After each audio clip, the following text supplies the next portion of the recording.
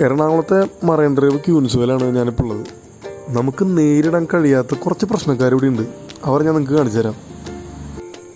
CID Musa, ഇഷ്ടം, ദോസ്ത്, അങ്ങനെ എത്രയെത്ര സിനിമകളിൽ നമ്മൾ ഈ കാണുന്ന നൂൽപ്പാലം കണ്ടിട്ടുണ്ട്.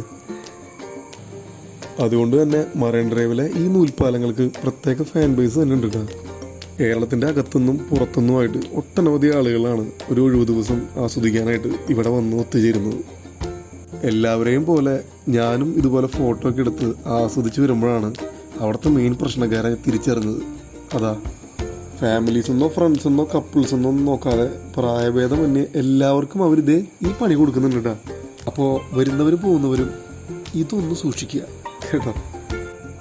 എന്തൊക്കെയാണെങ്കിലും ഈ ചുവന്ന പൂവുള്ള മരങ്ങളും ഒരു ചെറിയ ബോട്ട് യാത്രയും കൂടെ ആസ്വദിച്ച് കഴിഞ്ഞാൽ അതിൻ്റെ സുഖമൊന്നും വേറെ തന്നെയാണ് കേട്ടോ. അതാണ് നമ്മുടെ മറൈൻ ഡ്രൈവ് വോക്ക് വേ.